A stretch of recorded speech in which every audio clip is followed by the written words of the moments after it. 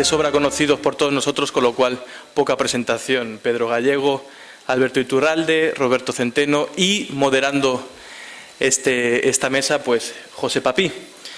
El título de la mesa redonda es el título Política económica en un sistema constitucional de libertad colectiva. Así que, sin más preámbulo, pues le doy la palabra a José Papí para que empiece esta mesa redonda. Gracias.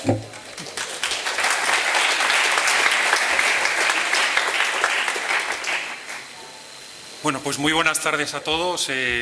Bienvenidos. Nos ha tocado la difícil tarea de hacer la última sesión de la tarde. Espero que, en fin, que sea entretenida y que mantenga el nivel de lo que venís disfrutando desde esta mañana. Bueno, pues cuando la dirección del simposio me propuso moderar esta sesión, dije, qué suerte he tenido. Qué suerte he tenido porque me han tocado en suerte, pues bueno, tres de los más importantes analistas de lo político, lo económico y lo social en España, ¿no? Y luego también al tiempo me di cuenta, digo, ¿y si en realidad lo que he tenido es mala suerte? Porque a ver quién controla sobre todo a tres caracteres como los que tengo aquí, que hablan y que tienen opiniones y, bueno, en fin, vamos a ver si entre todos lo conseguimos. Y bromas aparte, bueno, yo creo que va a ser un lujo de mesa redonda esta tarde. Bueno, pues el tema lo tenemos delante y yo creo que lo que tenemos es que reflexionar cómo la cultura del consenso ha transformado el lenguaje económico en España, ¿no? Esto se ha puesto muy de moda a partir del 2008, ¿no? Cuando los políticos en España empezaron a ocultar la crisis o a tratar de ocultar la crisis, y a partir de ahí, pues bueno, han ido apareciendo en los medios una serie de expresiones, ¿no?, a las que ya a día de hoy nos hemos acostumbrado y las tomamos como absolutamente normales. Yo, en una chuleta que le he circulado también aquí a mis compañeros de mesa redonda, pues he recuperado alguna de estas expresiones, a ver qué os parecen. Hablar de la movilidad exterior en lugar de la migración de talento en busca de trabajo. Hablar de novedad tributaria en lugar de impuestos. Hablar de desaceleración en lugar de comienzo de crisis. Hablar de crecimiento negativo, que esto Alberto antes se reía, ¿no? Sí, eso es muy bueno. Hablar de crecimiento negativo en lugar de recesión económica o reducción del PIB. Las reformas estructurales en lugar de recorte de partidas presupuestarias de sanidad, de educación o del tema que sea. La regularización fiscal en lugar de la amnistía fiscal de los golfos. La moderación salarial en lugar del recorte de salarios. A ver qué más he encontrado. El saneamiento de cuentas o balances en lugar de rescate a la banca con dinero público. Los activos tóxicos en lugar de activos invendibles. Y la modificación de la imposición al consumo en lugar de decir que os van a subir el IVA y el precio del café. Bueno, esto sería pues no sé, para tratar de animaros, os he planteado algunas expresiones que a mí me han sorprendido y que leo en la prensa habitualmente y que me llaman la atención. Entonces, ¿qué orden seguimos? Es que, tiene un mérito brutal y ahora que ha explicado las expresiones también es importantísimo, no solamente agradecer a los que habéis venido desde tan lejos y os habéis tomado esa molestia, sino agradecer al señor que acaba de presentar esta intervención, a don José Papí, la paliza que se ha pegado en las últimas 24 horas, porque teóricamente tenía que haber cogido un avión ayer, avión que por circunstancias no pudo coger, tren que tenía en la mañana hoy y que por circunstancias no ha podido coger, y paliza de coche que se ha pegado desde Bruselas hasta aquí para poder llegar y poder presentar esta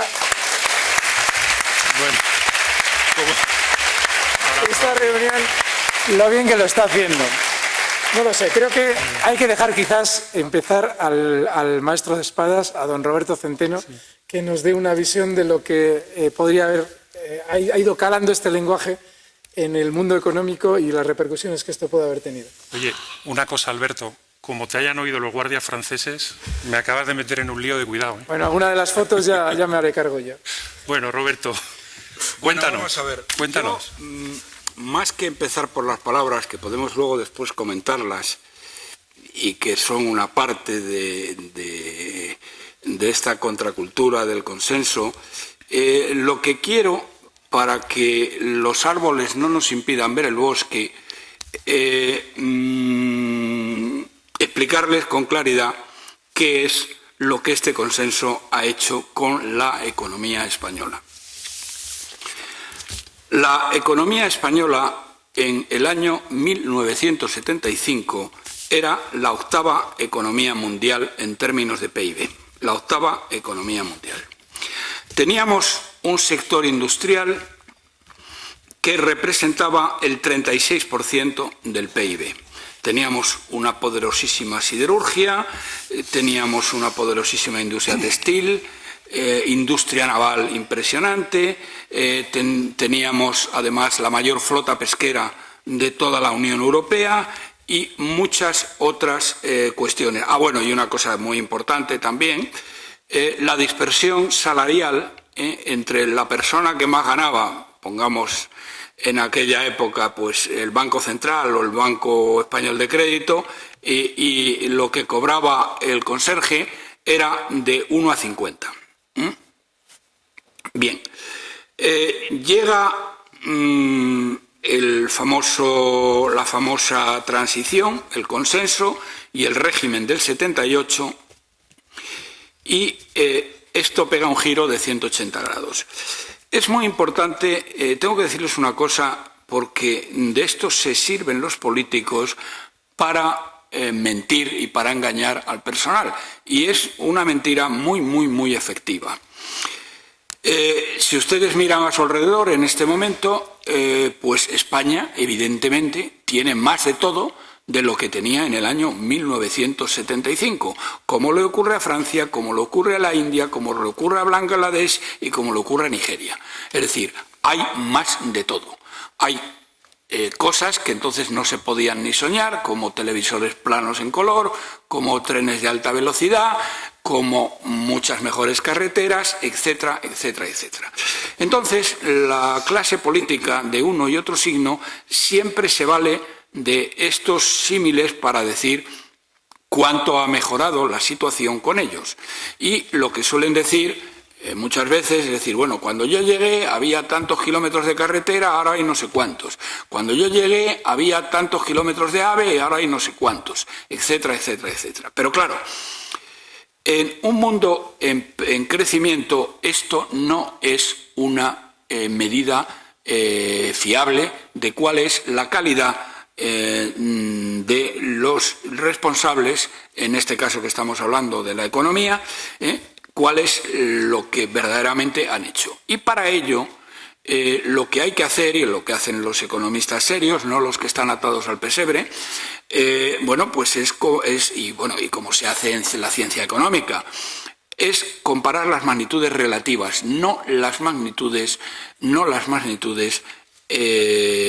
absolutas. En magnitudes absolutas, todo el mundo, incluidos los países más miserables y peor gestionados del planeta, han crecido en estos últimos 42 años. Por lo tanto, la única manera de poder ver cuáles lo han hecho mejor y cuáles han sido un puro desastre es comparar la situación relativa que tenían los países en este año, cuando empieza el consenso, cuando empieza la transición y cuando finalmente aparece la Constitución y el régimen del 78. Bien, les decía, les había dado unas cifras y ahora diré cómo estamos en el momento actual. Pero hay un par de ellas que me llaman particularmente la atención. Hay una serie histórica que ha publicado habitualmente Funcas. Funcas es la fundación de las cajas de ahorro y tiene una serie histórica de cómo estaba la economía española en términos de PIB en relación con lo que entonces era la Comunidad Económica Europea.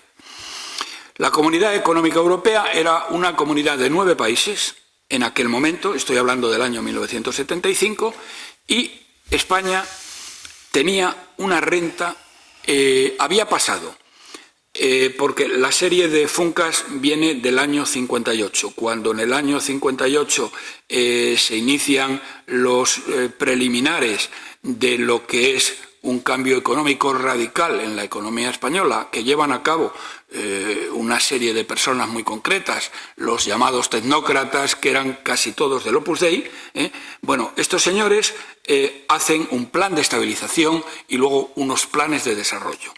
Bien, en el año, para centrar ideas y para que, insisto, los árboles no les impidan ver el bosque.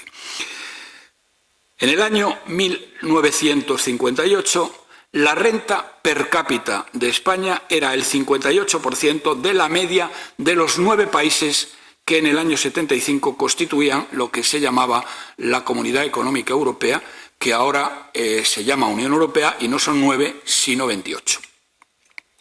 Bien, ¿qué es lo que pasa desde el año 1958 al año 1975?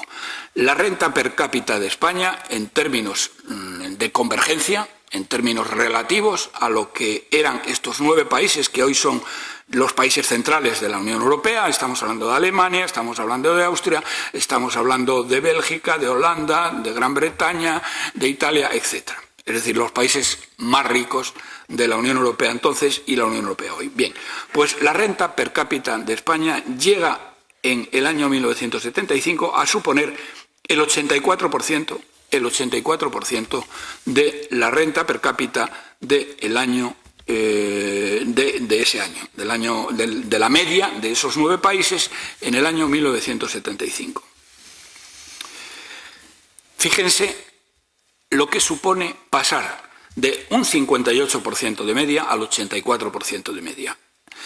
El crecimiento de los años 60 fue espectacular. Creció España en términos reales, y luego les contaré lo que son términos reales y términos monetarios, porque es otra de las múltiples cosas. Nos engañan en todo, pero esta es una muy graciosa y sobre todo porque la que sacan pecho ahora mismo. Pero luego hablaré de ello. No quiero distraerme de lo que les quiero llevar a su mente. Bien, España crece al 7,3-7,4% acumulativo anual durante 15 años, lo cual, si ustedes hacen el cálculo matemático, verán lo deprisa que crecen las progresiones geométricas.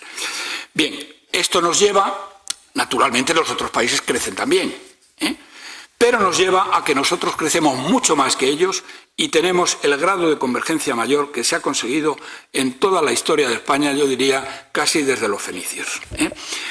Del 58 al 84%. Bueno, probablemente los fenicios no, pero bien. En cualquier caso, en los últimos siglos sí es así. ¿Qué pasa ahora? ¿Cuál es la renta per cápita española comparada con la renta per cápita europea? Bien, lo que les cuenta el gobierno y la oposición, que son lo mismo, pues hacen la comparación con la Unión Europea de 28. Y les dice que estamos, pues no sé, el 90 y tantos % o algo así. Porque llegamos a estar por encima del 100 y luego hemos bajado. Pero claro, oiga usted es un golfo. ¿Pero cómo que me va a comparar usted con los 28? Si en los 28 hay gente que son países que son pobres de solemnidad. Como Bulgaria, como Rumanía, como Letonia, Lituania, Estonia, la propia Polonia, Eslovaquia, etc. Bueno, esto es lo que hace este gobierno de tramposos y el gobierno anterior del indigente mental Rodríguez Zapatero, que hacía exactamente lo mismo. No, mire usted para saber qué narices ha pasado, usted me hace la misma comparación, usted hace una comparación homogénea.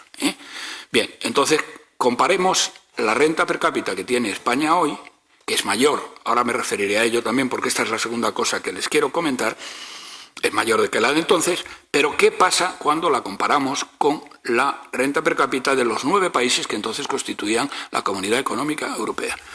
Pues señoras y señores, que estamos en el 70%. Es decir, que estos miserables de la transición, que han robado a España la democracia, aparte de robar a España la democracia, le han robado muchas otras cosas, todo lo que han podido. No llega la barbarie que nos contaba Ceschi que ha sucedido en su país, en Venezuela, pero medido por los estándares europeos, la verdad es que estamos en primera, jugamos, como diría el indigente mental Rodríguez Zapatero, ahí jugamos en la Champions League. Del 84% al 70%. Dirán ustedes, bueno, pero hoy se vive mejor que entonces. Bueno, eso es muy matizable, luego hablaré de ello. Pero sí les digo una cosa, miren ustedes, en el año 1975 España tenía la misma renta per cápita que tenía Irlanda. Teníamos $10.000 de renta per cápita los dos, $10.000. Hoy la renta per cápita de España aproximadamente es del orden de $28.000. Por lo tanto, efectivamente, la renta per cápita es más alta de la que había en el año 1975, pero, oye, amigo, es que los irlandeses no están en 28.000, están en 45, 46.000. Es el país, después de Luxemburgo, que no es realmente un país, es como si fuera un país, ¿no? Es como una ciudad. Bien, estos señores tienen una renta per cápita un 45% superior o 46% superior a la que teníamos partiendo de la misma base. Es decir, que en 40 años estos tíos han crecido un 45% en renta per cápita más que nosotros. Esto ya le da una idea del desastre de gestión que esta gentuza ha realizado desde el principio, que se ha planteado. Lo que ellos hicieron, y lo hicieron y para ello nos robaron la democracia, es decir, no hay separación de poderes, y luego dividieron el país en 17 trozos para poder repartirse España como si fuera un solar, que es lo que han hecho. Han hecho 17 administraciones, 17 parlamentos, y el número de golfos, maleantes, parientes, amigos y correligionarios que han metido ahí. Miren ustedes, en el año 1975 había en España 700.000 funcionarios, empleados públicos, perdón, que eran todos, prácticamente la totalidad, eran gente muy preparada. Teníamos una de las administraciones más efectivas de Europa, que es una de las cosas que se consiguió durante los años 60, con los abogados del Estado, economistas del Estado y toda una serie de oposiciones verdaderamente duras que hicieron que tuviéramos una excelente administración. 700.000. Bueno, ahora hay 300.000. Como decía... perdón, 3 millones. Perdón, ¿cuánto había dicho? 300.000. No, 3 millones. Bien. Dirán ustedes, bueno, pero es que ahora se hacen más cosas. Sí, se hacen más cosas, pero oiga usted, es que la tecnología ha avanzado de tal manera que la productividad de un funcionario, de un empleado público, es infinitamente mayor de la que era entonces, que tenía que coger un papel, sellarlo por triplicado y tal y cual, y ahora se hace de otra manera por un ordenador a toda velocidad. Bien, decía el ministro de Hacienda, mi antiguo alumno Montoro, hace un año aproximadamente, de los 3 millones de empleados públicos, solamente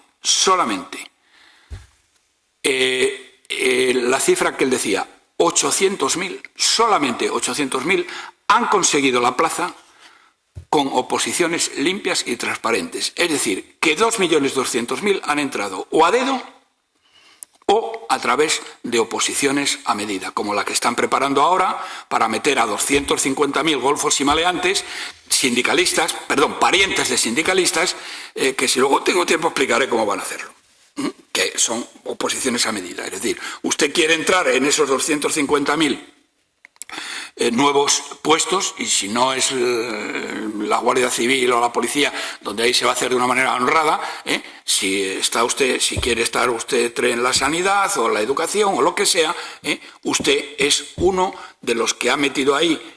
Los sindicalistas los han metido a dedo, que son parientes, amigos y familiares suyos. Bien, fíjense es decir, cómo estos tíos llevan el gasto público a unos niveles absolutamente impresionantes. Bien, pero sigo. Del 8º puesto que tenía España en el PIB mundial, hemos pasado al 16, si hacemos como que no creemos que el PIB de España en este momento, el PIB oficial, es el de verdad. Pero como es el de verdad, sino que es el de verdad, es un 17,5%. Inferior, algo que hemos calculado un grupo de economistas y que estamos organizando todo el revuelo que podemos dentro de la Comisión Europea, cosa que conoce bien Papí, que nos ha ayudado de una manera extraordinaria. Sin él no podríamos haber llegado ni a la 4ª parte de donde hemos llegado con el tema. Bueno, pues probablemente estamos en el lugar número 20. Del 36% de la industria española, en este momento la industria representa el 15%.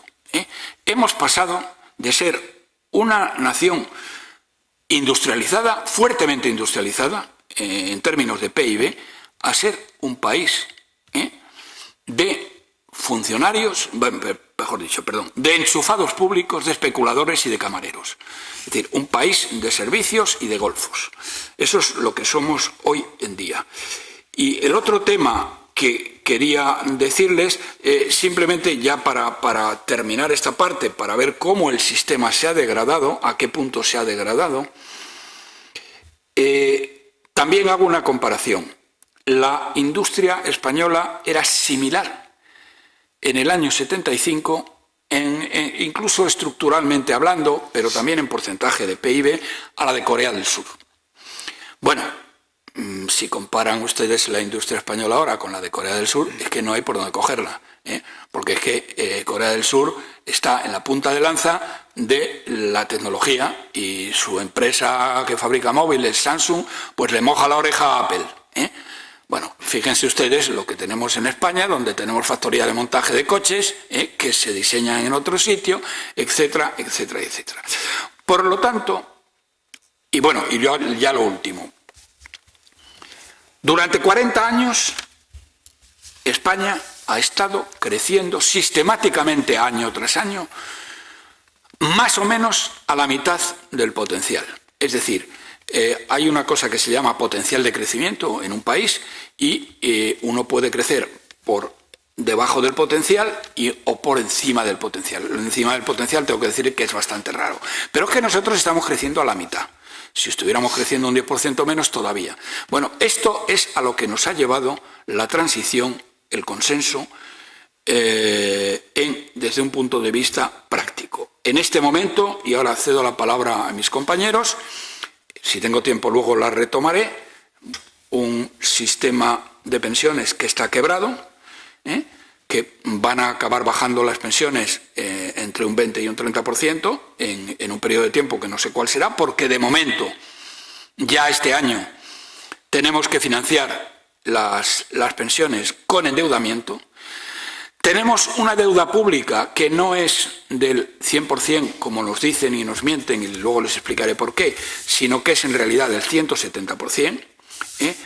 Y tenemos, para acabar de arreglarlo, que el ínclito Mario Draghi, ayer, cuando se suponía que iba a empezar el camino que están siguiendo todos los países, lo está siguiendo Estados Unidos, lo está siguiendo Gran Bretaña, lo están siguiendo la inmensa mayoría de los países que no son de la zona euro, están incrementando los tipos de interés y eliminando, que están eliminados prácticamente totalmente, todos los estímulos de política monetaria. Bien, el señor Draghi dijo que se esperaba que iba a hacer eso, pero no lo ha hecho, sino que ha mantenido tipos de interés cero, que son un auténtico disparate, porque los tipos de interés cero lo que hacen es distorsionar completamente toda la economía. Cuando el dinero no cuesta nada, se emprenden los negocios más disparatados que en el momento que los tipos de interés suban serán al garete total y absolutamente. Pero es que además mantiene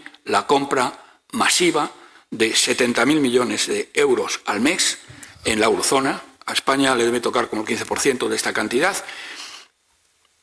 70.000 millones de euros de deuda pública y de deuda corporativa. Con lo cual, Mariano está encantado, porque esto le va a permitir seguir endeudando a las generaciones de españoles indefinidamente. Ya les diré que solo con el endeudamiento que tenemos ahora, España está arruinada, o las 3 próximas generaciones están arruinadas para los próximos 50, 75 años. Y esto es lo que le quería decir. España podría haber crecido de otra manera diferente. No digo ya como creció en los años 60, pero esto es lo que heredamos del consenso del régimen del 78 y ya veremos a ver qué es lo que pasa y cómo salimos de esta. Muchas gracias, Roberto.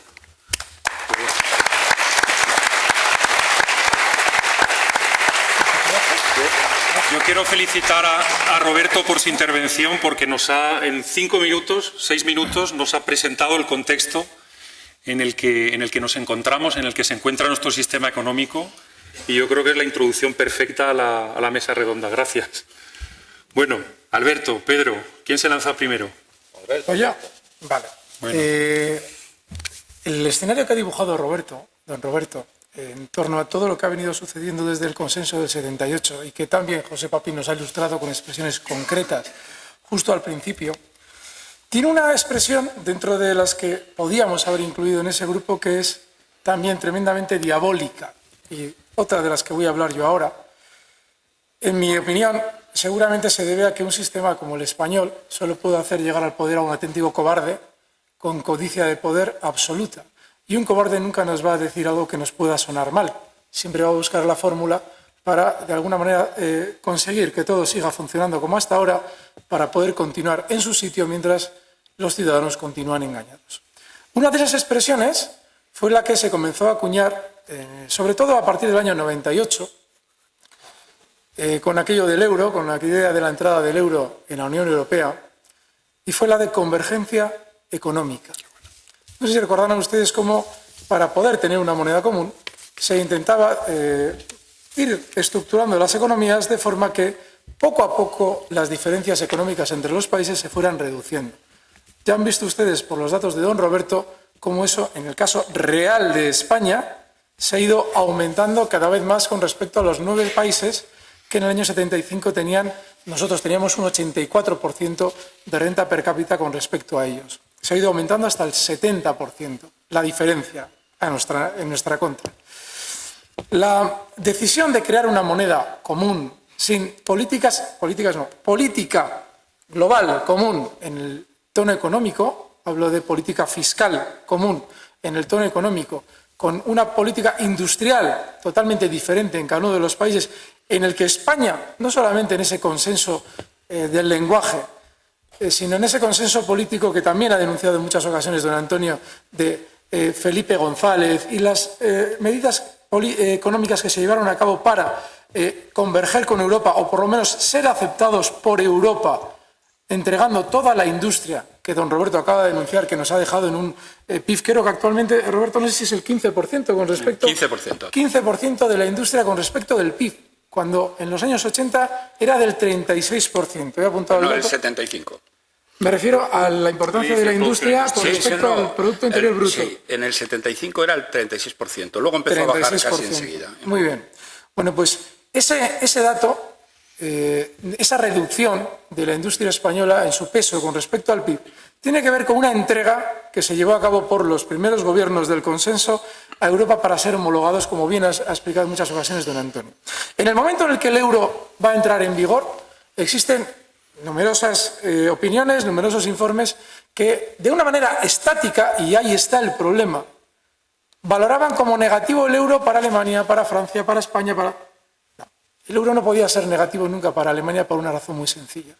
Cualquier estudio estático de una moneda es absurdo si tenemos en cuenta que uno de los países, por ser el más fuerte, va a ir guiando la política económica de los demás durante los siguientes años. ¿Qué es lo que va a hacer Alemania? ¿Qué es lo que efectivamente ha hecho? Al tener la capacidad de guiar la política monetaria del Banco Central Europeo, nos ha ido a todos llevando al carro. Claro que en un momento estático y cuando entra el euro, la idea del euro y se va a implantar el euro, podemos pensar que quizás hasta para Alemania puede ser negativo el euro.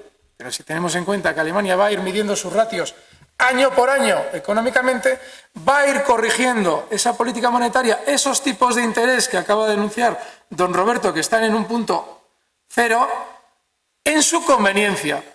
Con lo cual, lo que en un momento fue convergencia es convergencia de los pobres hacia la pobreza y sobresalir la cabeza de los más fuertes. Los más fuertes no solamente es Alemania.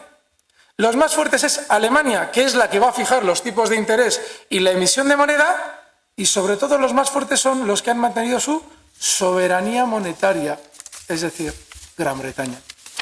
Si ustedes miran el indicador real más válido a la hora de medir una economía, que es la bolsa anticipa absolutamente todo lo que va a suceder, verá que solo hay 2 países que se encuentran holgadamente por encima de cómo se encontraban sus índices de referencia justo en el año 2000 cuando se implanta el euro. Y esos dos países son Alemania, que está un 50% por encima de donde cotizaba entonces, y Gran Bretaña, que se encuentra ligeramente por encima, un 7-8% por encima, de donde el FTSE 100, el índice inglés, cotizaba justo en el año 2000. Todos los demás países, incluido Francia, se encuentran por debajo.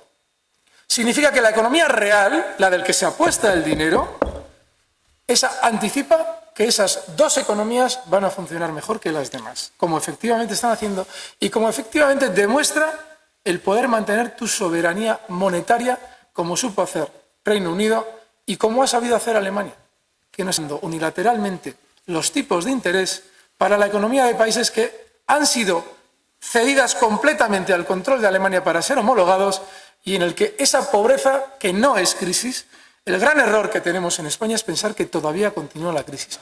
La crisis teóricamente es un periodo reducido o limitado en el que va a haber un cambio en los factores económicos. España se está empobreciendo progresivamente y ese empobrecimiento no solamente se ve potenciado por el problema económico que genera una moneda común con Alemania y la política que ella va fijando, sino con el hecho de que a la corrupción que don Antonio ha denunciado en muchas ocasiones se van uniendo nuevos elementos. Cuando vemos Ciudadanos y vemos Podemos, estamos viendo individuos que en cuanto tengan una suficiente parte de poder van a ver la facilidad con la que robar. Y lo van a hacer. Y ese dinero sale de algún sitio. El dinero que hay que dar a los 250.000 nuevos funcionarios, ya les anticipo que creo que don Roberto va a denunciar que en realidad lo que están buscando es sicarios para Hacienda. Creo que van a ir por ahí los tiros, no lo sé. No, solamente es eso. Eso es además de. Luego, además de. Si queréis. Es decir, lo que se va a intentar es mantener el control de los ciudadanos para poder conseguir que, obviamente, evitando teóricamente el fraude fiscal, seguir goteando más corrupción al sistema, de manera en que el empobrecimiento continuará siendo cada vez mayor. Y salvo que en un momento determinado se consiga plantar cara a esa situación, es absolutamente imposible, y menos con gobernantes cobardes, que no te van a dar nunca un término concreto que te haga ver la idea en la que te encuentras, sino que te van a deformar el lenguaje para que ese buen rollismo de la sensación que tú tienes cuando oyes crecimiento negativo te influya positivamente. Esos gobernantes cobardes no van a plantar cara a nadie, y mucho menos a Angela Merkel. De manera que en España no hay crisis. Crisis es otro de los términos falsos, otra de las corrupciones del lenguaje, para evitar una reacción en la población. No estamos en crisis. Estamos en un proceso inevitable de empobrecimiento progresivo. Y hemos tenido a don Alberto antes comentándolo. Parece que suena muchas veces exagerado, quizás los españoles somos diferentes a los venezolanos en el carácter, pero la realidad que se está viviendo en Venezuela con una corrupción en el que el que llega necesita su parte del pastel, es la misma que estamos viviendo en España, con la que el que llega necesita su parte del pastel. Y ese pastel se corta a costa nuestra. Empobrecimiento progresivo, no hay más. Me imagino que don Roberto más tarde nos dará más datos, pero el único camino al que vamos es precisamente ese. Y ojo, hay un dato importantísimo que yo no quiero reventar nada de lo que va a decir don Roberto ahora. Como ya sabéis, han presentado él y creo que son 3 compañeros más un informe en Bruselas en el que se denuncia las trampas que se hacen en España para poder aumentar la deuda. Bueno, pues ojo, porque así como yo en el plano sincero y desde la racionalidad de la economía creo que no les van a hacer caso, sobre todo en Europa. ¿Por qué? Porque si a alguien le interesa precisamente que esto siga funcionando así, va a ser seguramente a la Alemania, que en teoría debería poner orden, con lo cual van a hacer esto. Saben que tienen comprados a los mandamases con todo ese rollo que tienen montado de su euro y miran hacia otro lado en lo de la deuda, pero lo que en Inglaterra desde luego sí les va a ir bien, ¿eh? El informe nos va a ir seguro bien al MCRC, porque en Inglaterra se necesita dar esa sensación de engaño que hay en Europa. Pero lo que sí debemos tener claro es que tanto don Roberto Centeno como sus 3 compañeros son auténticos héroes. Héroes.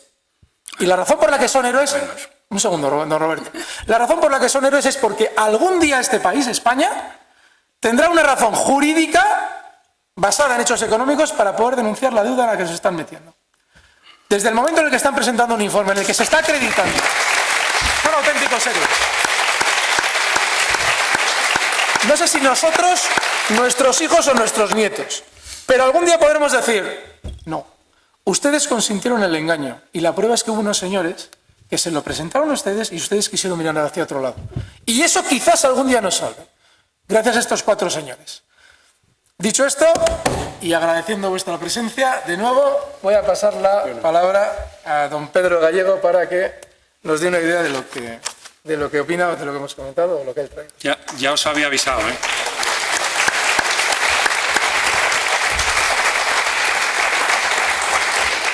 Ya os había avisado yo de que la ganadería hoy era de cuidado. Esta mesa redonda tiene una ganadería, vamos, pero seria. Pedro, bueno, ¿qué nos tienes que contar? Qué alto está esto. Yo no voy a venir a traer hierro a Bilbao, como se dice. Los economistas sois vosotros y en las cuestiones descriptivas, por supuesto, que las domináis mil veces mejor que yo. Voy a empezar por el final una coda en relación a una sentencia que ha hecho el profesor Centeno acerca de Corea del Sur. Hablando vulgarmente, tuve un pollo con el embajador de Corea del Sur porque vino a buscar ingenieros navales a Canarias y porque allí te cuentan los orientales, vamos, te cuentan que lo suyo es lo mejor, tienen tradiciones de más años que nadie, saben de todo más que nadie, son los más guapos, bueno, y el caso que al final te contó de todo y lo que te vendía era viaje en vez de coger ingenieros, pero bueno, al caso, cuando estaba un país completamente quebrado, presentaron a Bankinter una litografía de un barco que se llamó un barco que le denominan barco tortuga, que tiene una caparazón que si vuelca. Con esa alegoría consiguieron un crédito y con ese crédito construyeron los astilleros más potentes del mundo, que son los astilleros Hyundai. Y hoy está pues con empresas como Hyundai o como Samsung, que solo Samsung tiene 4 veces más investigadores que toda España. Solo una empresa coreana tiene 4 veces más investigadores que toda una nación política como es España. Para que sepamos los órdenes de magnitud en los que está España ahora mismo. Y ahora vamos al lío. Bueno, aquí ni economistas, ni von Mises, ni Keynes, ni historias. Aquí tenemos el mejor economista que ha existido nunca. Este señor sí que predijo lo que iba a pasar en el año 76 y cómo solo se podría mantener este régimen, cómo la corrupción sería el factor de gobierno. Y el problema de España no es económico, es un problema político. El problema que ha generado el estado de partidos ha sido lo que ha arrastrado a todo lo demás. La economía que se realiza en España, o las medidas económicas, son fruto del estado de partidos, no son de otra cosa. Entonces, da sorna y da vergüenza ajena ver a economistas creyendo que medidas económicas por sí solas van a recuperar a una nación política cuando el mal, el cáncer está en el propio sistema, en el propio régimen, que es el estado de partido, que tiene como factor de gobierno la corrupción. Sin corrupción...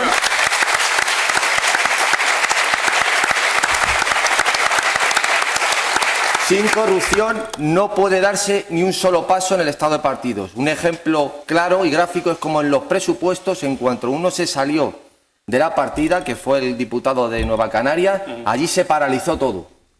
Fue a cambio de darle los 400 millones de euros cuando ya la cosa empezó a caminar.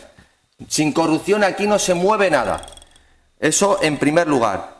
En otro orden de cosas, yo quería decir una cosa que hace mucho tiempo y ahora que tengo oportunidad, no me desvío del tema, pero creo que es importante decirlo, que la teoría política de García Trevijano, y aquí lo cito como autoridad, es indisoluble o no se puede separar sin su acción y su profesión y de su profesión como abogado. Los éxitos que ha tenido como abogado, que son éxitos objetivos materiales, no se pueden disociar de su teoría política, porque él, como dice siempre, su teoría está basada en los hechos. En los hechos que ha vivido y que ha ejercido tanto en su profesión, en su acción política, como en su profesión como abogado. Por eso da vergüenza ajena que se declare en el ostracismo una teoría política tratándola como si fuera una teoría especulativa más, cuando la prueba de su éxito es su propio éxito como abogado, en su propio éxito material, tangible, y como sus vaticinios en la transición, cuando todo esto eran nada más que fiesta y alegría con la democracia que nos habíamos dado, cómo se ha cumplido milimétricamente todo lo que dijo. Eso lo quería decir y tenía muchas ganas de decir estas palabras. De hecho, el resultado de lo que tenemos ahora... Y estoy muy orgulloso porque nos ha llevado un caso a nosotros concretamente, que ha sido el único abogado de España que ha llegado a los términos que hemos llegado nosotros ahora mismo, un juicio importantísimo en Canarias. El abogado con 90 años, el mejor abogado de España y de los mejores del mundo.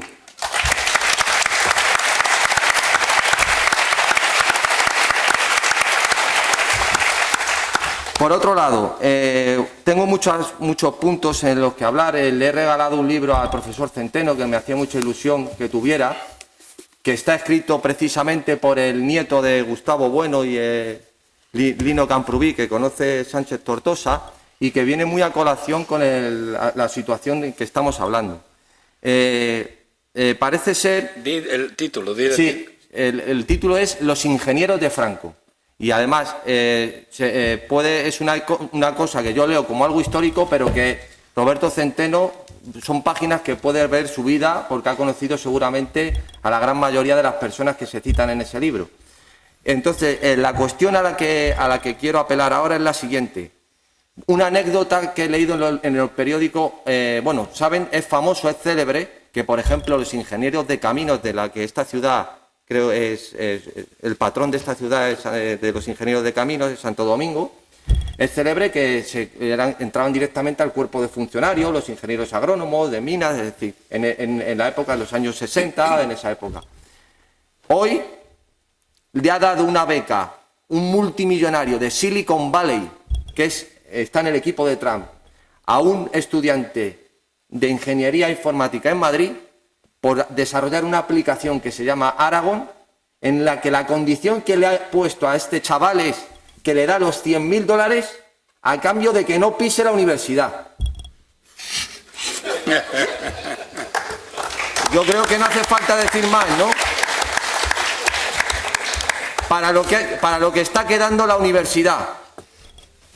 Esto viene en relación a que precisamente en la transición donde se jactaban todos estos corruptos y esta cochambre que vino, de que había sido un tiempo de silencio, un periodo oscuro, pues solo basta leer el prólogo de ese libro para ver cómo los grandes institutos, tanto del hormigón como Torroja Miret, el CSIC, las grandes obras hidráulicas, todo, pues ha hecho con unos ingenieros de primera categoría y cómo se configuró el resurgimiento, la famosa autarquía de España a través de un cuerpo de ingenieros que fue lo que reflotó o sacó a la luz una industria potentísima que llevó a los resultados que ha citado siempre el profesor Centeno de que estuviera España entre los 10 primeros países del mundo como potencia económica.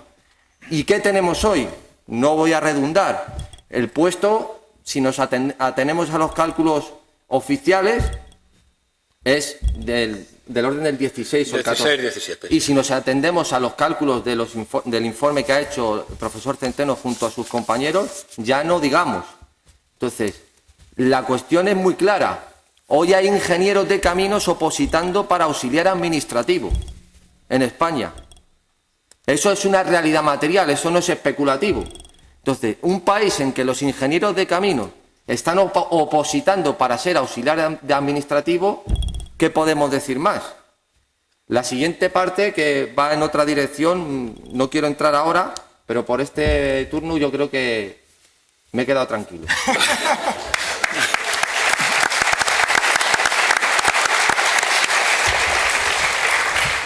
Muchas gracias, Pedro. Bueno, como veis me lo están poniendo muy fácil, ¿eh? Yo aquí no pinto nada, les dejo hablar y ellos se lanzan.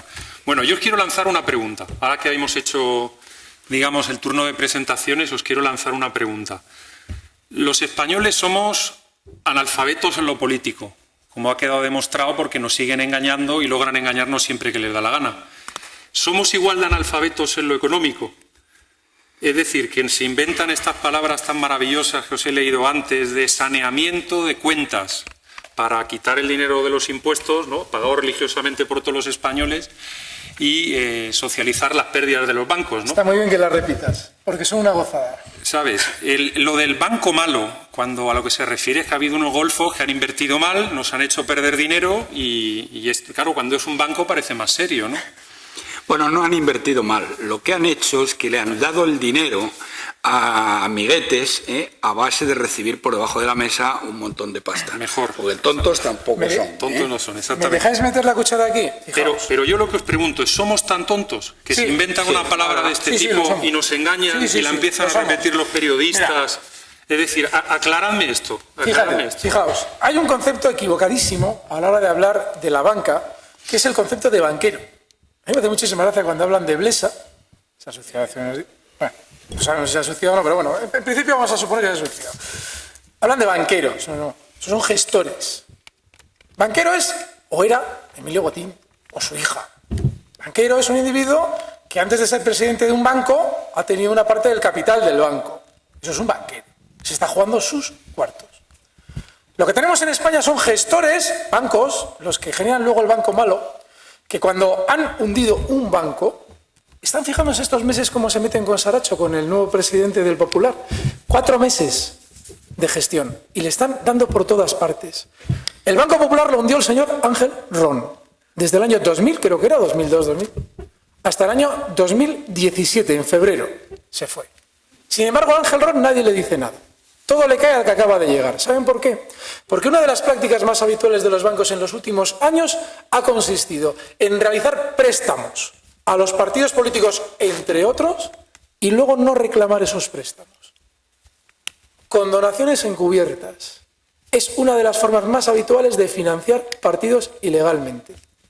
Y eso significa que el señor Ángel Ron puede llevarse una pensión vitaliza, no sé si anda rondando 250.000 o se dice que puede llegar hasta el 1.000.000 de euros anual, creo que es. ¿Y saben por qué? Aunque haya hundido el barco. El barco, sí, el barco y el banco.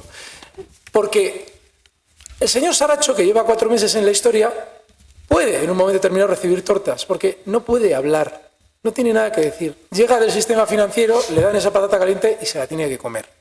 Sin embargo, el señor Ángel Ron, si habla, tumba a muchísimos. Como también, si llega a hablar, hubiera tumbado a muchísimos el señor Blesa. De manera que cuando escuchen lo de banco malo, el banco malo no existe. Si es una entidad privada, el banco es un banco. Punto. Ni bueno ni malo. Hemos creado una entidad para que se coma lo que nuestros amiguetes interesa que se coma, a costa del erario público. Bueno, pues efectivamente, es un término, es una corrupción del lenguaje que nos afecta a todos de manera directa y a nuestro bolsillo también. Sin más, no quiero hacer más incisos. Perdona, José. A tu pregunta, dices, somos unos analfabetos políticos, somos unos analfabetos económicos. Exactamente igual. ¿Por qué? Bueno, pues porque todos los medios de comunicación y toda una serie de periodistas que no son, la mayoría de ellos no son periodistas, sino son juntaletras, que no tienen ni idea del asunto, se coadyuvan para engañar a la gente. Por ejemplo, se habla, la deuda pública de España es 1,1 billones de euros. Y eso lo dice el Gobierno, lo dice el Banco de España, lo dice la AIREF, lo dicen todos los periódicos, etcétera, etcétera. Pero bueno, vamos a ver, ¿cómo que 1,1 billones? 1,1 billones es la deuda que se llama según protocolo de déficit excesivo, que es una convención contable de los burócratas de Bruselas para aquellos países que tienen un déficit superior al 3% del PIB, como es el caso de España. Pero no es toda la deuda. Ahí hay toda otra serie de deudas bancarias, deudas contra administraciones, etcétera, etcétera, etcétera, que suman también y que son la deuda de España. Esa deuda la publica el Banco de España bajo un título un tanto confuso que se llama pasivos en circulación. ¿Cuál es la deuda de España? No es 1,1 billones, sino 1,55 billones. Alguno de estos juntaletras, alguno de estos comentaristas, alguno de estos tertulianos, tengo que decirles, aunque muchos, los más cercanos a mí lo saben, yo en un momento determinado estaba en toda una serie de tertulias y Moncloa, por decir el entorno del señor Rajoy, pero Moncloa, que es como lo han definido por otra parte, me vetó en toda una serie de medios. ¿Por qué razón? Vamos a ver, Moncloa no puede vetar a un tío de Podemos que va ahí porque es un partido, no puede votar, ni le interesa tampoco, no puede vetar a un tío del Partido Socialista que dice que todo es un desastre, porque al fin y al cabo, bueno, se supone que ellos están para criticar al gobierno y no podría hacerlo porque si no sería algo dictatorial. Pero sin embargo, cuando viene una persona independiente que conoce los hechos, eso no se lo puede permitir, ¿eh? Hay un diario, un semanal digital, que ahora mismo no me acuerdo cómo se llama, que es como la hoja parroquial de Moncloa, que hace no mucho tiempo decían que estábamos en España 4 economistas, que no son, uno de ellos soy yo, pero los otros no son los que están conmigo en esta otra aventura, sino eran otras personas. Dice que Moncloa ya no sabe qué hacer con ellos. Dice, porque claro, están... como decía, están afectando al prestigio de España, diciendo que el PIB no es el que es, que eso lo decía antes, etcétera, etcétera. Es decir, el pueblo español está absolutamente engañado, absolutamente engañado. ¿Esto tiene solución? Yo sinceramente creo que no tiene ninguna solución. La única solución que tiene esto es el día y hora en que el señor presidente del Banco Central Europeo reciba la orden de la dueña del circo, que es la señora Merkel, y empiece a subir tipos de interés y empiece a retirar la expansión, los estímulos monetarios. Vamos a ver, respecto a 2 o 3 cosas que has dicho aquí, hay una cosa que sí quiero señalarles. Pues esto me parece importante. Cuando se funda el euro, lo que podía suceder estaba muy claro. Hay un economista norteamericano muy conocido, Robert Mundell, que en los años 60 él desarrolló una cosa que se llamaba la teoría de las... Sí, Robert Mundell. Bien, teoría de las áreas monetarias comunes, no se llamaba así exactamente, óptimas, áreas monetarias óptimas, y en la cual demostraba qué condiciones eran necesarias para poder constituirla y que tuvieran éxito. Si no se cumplían esos requisitos, había unos países que iban a ser ganadores y otros que iban a ser claramente perdedores. Bien, el señor Aznar, que igual que Felipe González, fue capaz de desmantelar toda la industria de España para entrar en la Unión Europea, porque eso le permitía al Partido Socialista Obrero Español repartir credenciales de democracia. Aznar hizo exactamente lo mismo. Aznar no perdió ni un solo segundo en mandar que nadie en el gobierno estudiara los pros y los contras de haber entrado en el euro. No perdió ni un solo segundo, cuando era obvio que, de acuerdo con la teoría de Robert Mundell, España iba a ir a una situación muy desfavorable. ¿Quién es el gran ganador del euro? Alemania. Alemania, esta mañana yo creo que lo comentaba con alguien, no, en la comida, porque hay 2 españoles que están ubicados en Alemania, uno en Dresde y otro en Múnich. Bien, hay una cosa que no has mencionado, que es la siguiente: el tipo de cambio. El estar en la zona euro, esta es yo diría lo más importante de todo. Al estar en la zona euro, Alemania disfruta de un tipo de cambio que es tremendamente favorable para sus exportaciones. Las exportaciones son el gran motor de Alemania. Si no hubiera zona euro, tendría que estar Alemania con el marco. ¿Y qué pasaría? Que a la vista del superávit gigantesco comercial que tiene Alemania, el marco valdría aproximadamente entre un 35 y un 40% más que el euro. Y por lo tanto, las exportaciones alemanas se iban a ver gravísimamente dañadas. Bien, para eso tienen el euro. ¿Qué es lo que pasa? Que los países del sur, España en particular, Italia en particular, Portugal también en particular, el tipo de cambio es justo lo contrario que para Alemania. Para Alemania es muy favorable, pero para nosotros es tremendamente desfavorable. Incluso para Francia. Incluso para Francia. Sí. Bien, si ven ustedes, es una pena que, bueno, no tenemos aquí el medio, pero aunque lo tuviéramos yo tampoco lo he traído, así que no serviría de nada. Pero mire, si cogen ustedes la producción industrial de Alemania desde la creación del euro, la entrada del euro en el año 2002, va hacia arriba. Es una recta más o menos, bueno, con oscilaciones naturalmente, pero que va hacia arriba. La de Francia es ligeramente por debajo de lo que sería el eje de abscisas. Y España e Italia se hunden. Es decir, el euro le ha hecho, es quien ha rematado, quien destruye la industria española es primero Felipe González. Y después Aznar le pega la puntilla final, nos la da con el euro. Problema. Alguien también me decía esta mañana, dice, no, lo que hay que hacer es salir del euro y empezar a fabricar nuestra propia moneda, la propia peseta. Eso ya es imposible.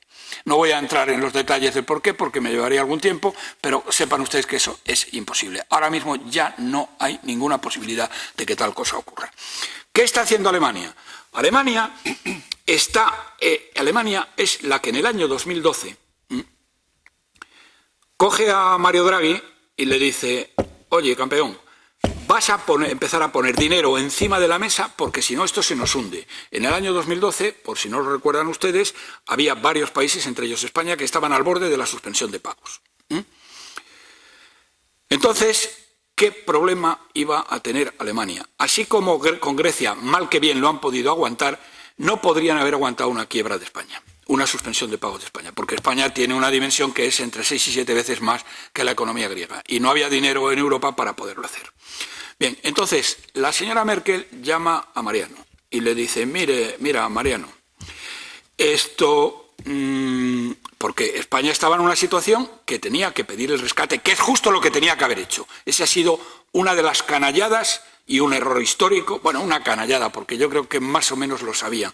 Así como en la época de Zapatero, la gente que tenía Zapatero y el propio Zapatero eran unos indigentes mentales y jamás supieron por qué España crecía en la primera época y nunca supieron por qué España se hundía, porque estaban asombrados.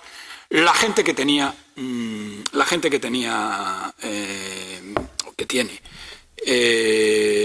Rajoy sí lo sabe.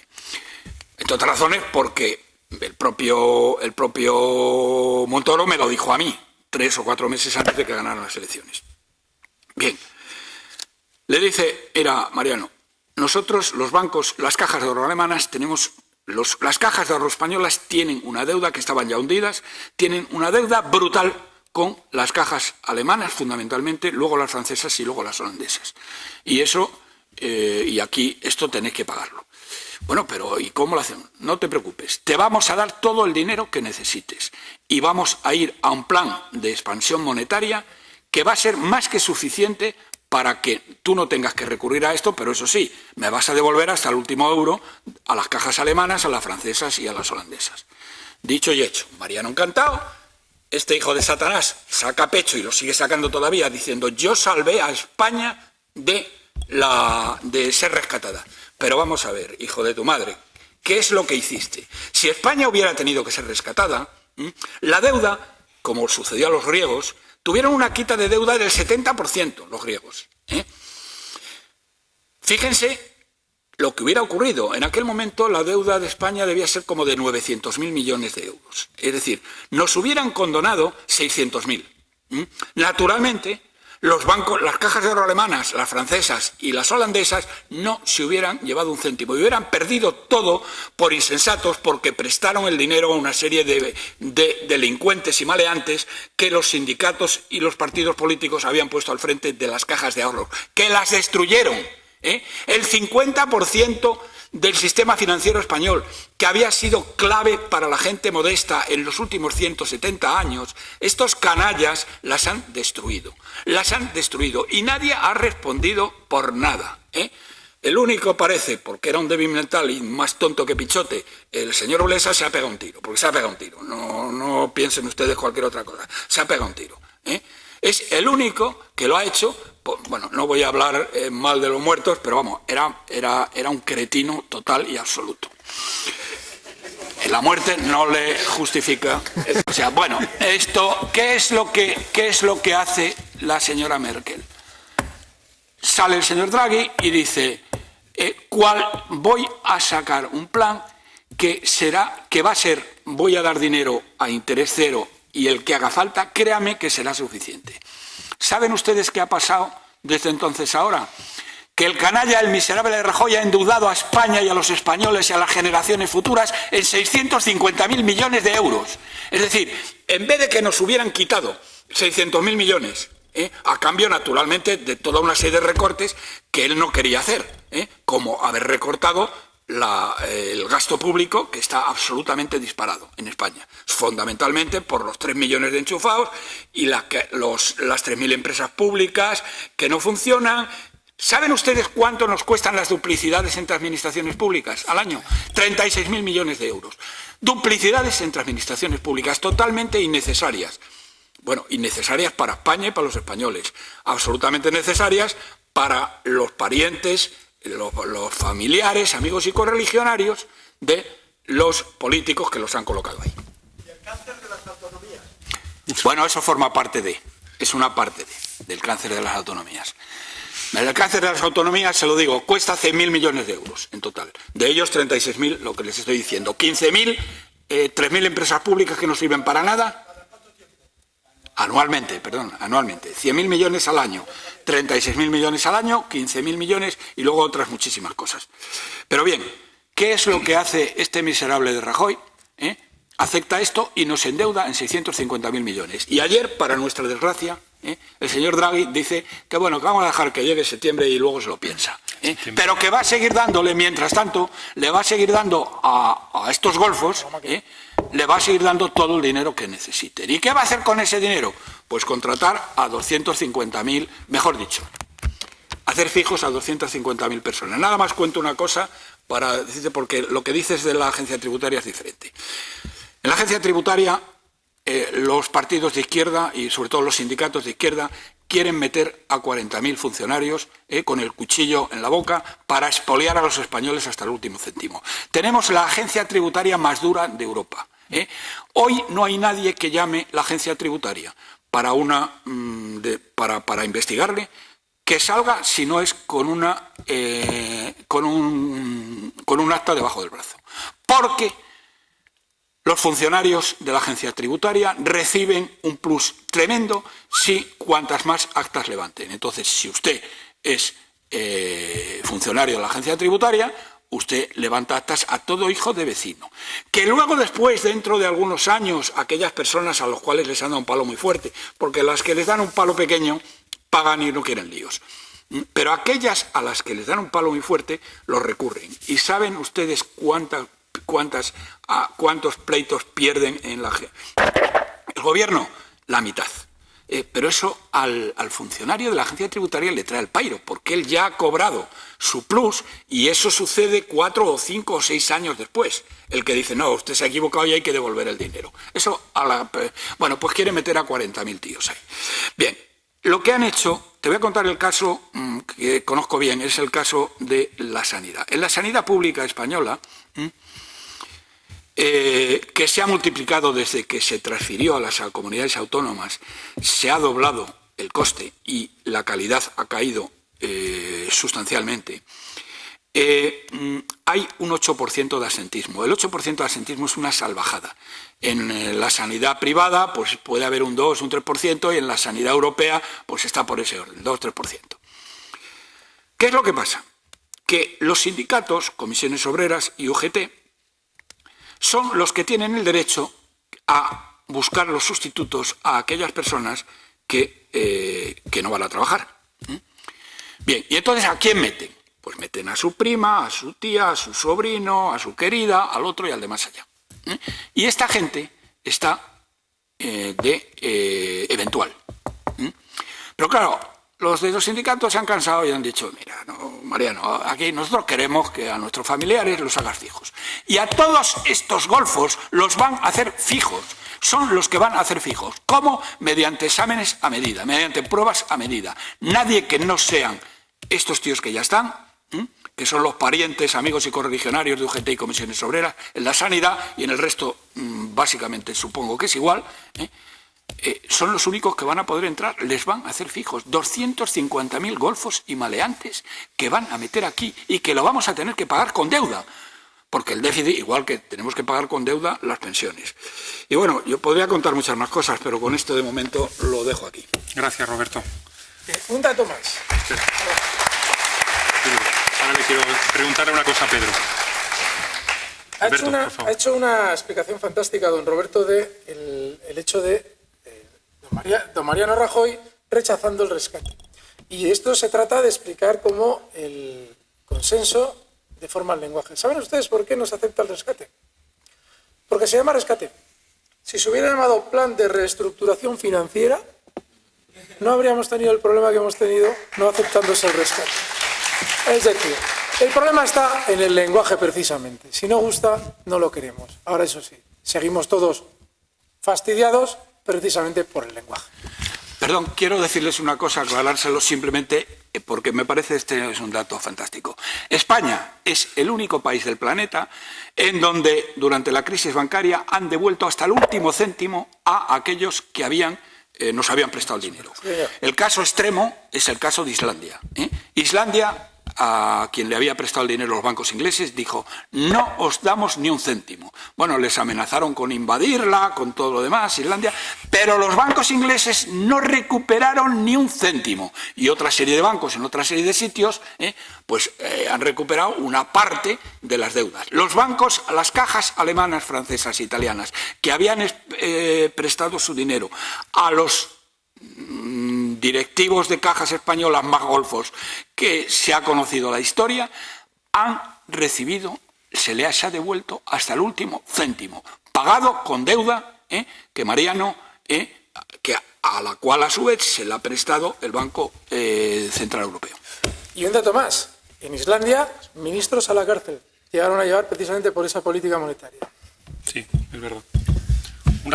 Antes de que intervenga Pedro, tú que eres un hombre de ciencias, Pedro, creo recordar que hubo una encuesta que se hizo en España a dos poblaciones, a dos muestras poblacionales bastante similares. Y les preguntaban preguntas distintas, ¿de acuerdo? Y fijaros qué resultados salieron. Le preguntan a una población, medida de personas de esta edad, de este extracto socioeconómico, etcétera, etcétera. Le dicen: oye, el Estado debe controlar a los especuladores. ¿Tú estás a favor o en contra de esto? ¿Me preguntáis a mí? Y el 87% de los españoles dice: por supuesto, el Estado tiene que poner coto a los especuladores, esto no puede ser. Y luego, a una muestra de población prácticamente similar, le preguntan: el Estado jamás debe intervenir e ir en contra de las leyes del mercado. Y el 93% de los españoles dice que también está de acuerdo. Es decir, están de acuerdo a una cosa y están de acuerdo a la contraria. Entonces, ¿qué opináis de esto? Pedro, te paso la palabra. Digo, porque el número no engaña, ¿no? Yo creo que primero quería aclarar una cuestión. Que España es la única nación política en la que el Estado es enemigo de la nación. Eso es muy bueno. Y Venezuela. O sea, el Estado es enemigo de la nación. Antonio cita siempre, don Antonio, la frase de que el Estado es la personificación de la nación.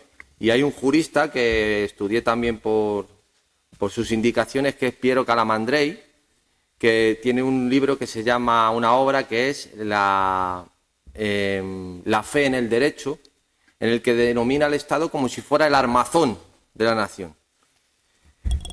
Claro, llevándolo al terreno en el que estamos hoy moviéndonos. Habéis visto un ejemplo material que todos hemos observado. ¿Habéis visto los interrogatorios de las comisiones de investigación del actor de teatro de Naseiro, el tesorero y de todos estos? Sí. O sea, si es que le están interrogando enemigos de la nación. Le interroga a Joan Tardá, le interroga uno de Bildu, le interroga uno del PNV, y esos supuestamente son los que están velando por nuestros intereses en la comisión de investigación. O sea, es que esto es una tomadura de pelo, absolutamente. Una tomadura de pelo. Eso es una cuestión que es que no se puede dejar de lado. O sea, es que el propio enemigo, el otro día lo hablamos en un programa, nuestro compañero Sánchez Tortosa y yo, o sea, no es que aquí haya amigo enemigo, es que aquí son todos enemigos de la nación. O sea, el estado de partidos, por definición, es enemigo de la nación política. Porque todos lo único que se preocupan es de repartirse el botín. La nación política les es indiferente. Entonces, no se puede pedir nada. No hay nada degenerado. Lo que hay es fruto nada más de lo que es, de la semilla y del germen que existe ahí, que es el estado de partidos. La corrupción absoluta. No se puede pedir absolutamente nada. Entonces, pedir medidas económicas, pedir planes económicos, pedir teorías económicas es un absurdo completo. No tiene absolutamente ningún valor. Hay que acabar con el estado de partidos, directamente.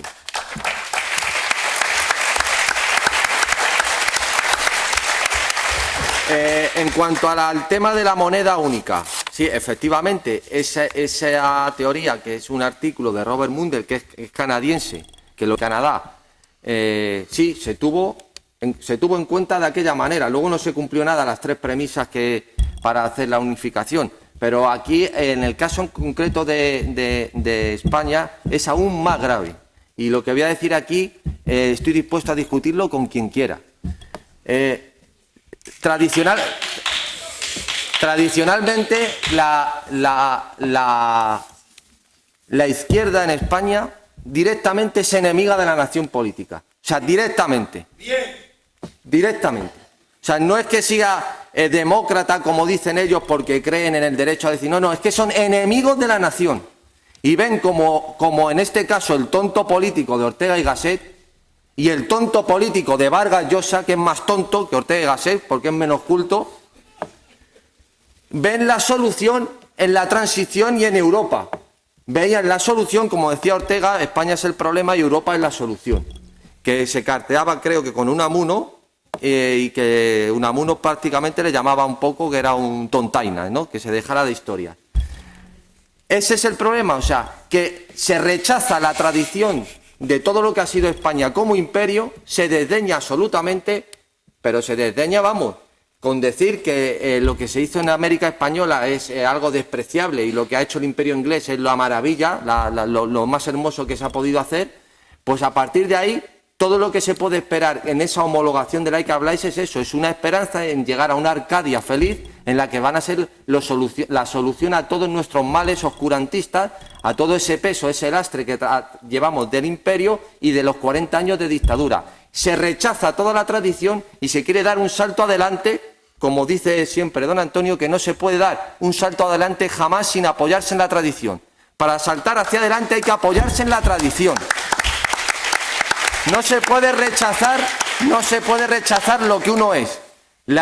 Igual que el derecho es evolutivo, es una evolución, la historia y la nación igual. Es un proceso histórico, un dato. Y no se puede rechazar centurias, miles de años, en algunos casos, de historia, en favor de unas teorías modernas como los de Podemos ahora, que ahora nace la nueva democracia con el derecho a decidir. Pues este delirio es el con el que hay que acabar con él.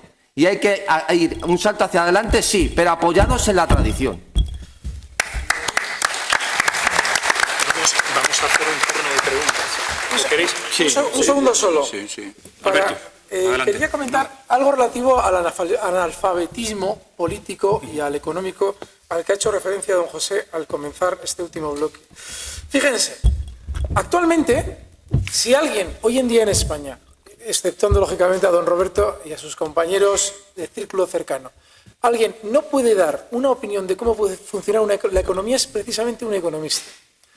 Y el economista a día de hoy toma dos factores importantísimos que están totalmente falseados. Primero, los datos de crecimiento, por poner un ejemplo de los datos que se utilizan hoy en día a la hora de dar opiniones económicas, que dentro de 3-4 años el INE va a dar por falsos absolutamente.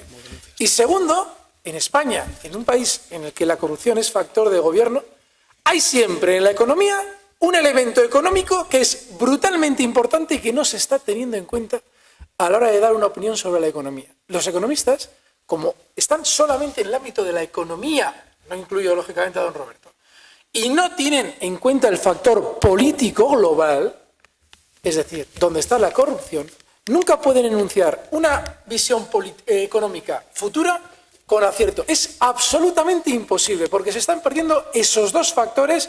Uno, la falsedad de los datos que publica el gobierno en su corrupción, y segundo, cómo esa corrupción está afectando al global de la economía, y esa corrupción no se debe conocer, porque obviamente si se conoce es procesable y lógicamente se puede en un momento determinado cortar. De manera que cuando se habla por parte de los economistas de teorías económicas, aquí voy a citar al señor Huerta de Soto, a mí me parece increíble que un economista que teóricamente es tan inteligente técnicamente como él, no se dé cuenta de que el liberalismo única y exclusivamente es posible en un país en el que hay libertad política colectiva. En el momento en el que el Estado está interviniendo en la corrupción, como sucede en España, el liberalismo es imposible, porque ustedes y yo vamos de igual a igual, mientras los demás tienen una ventaja y nos están regulando por otra parte. Es absolutamente imposible, con lo cual, cada vez que escuchen liberalismo, sí, pero antes, libertad política colectiva.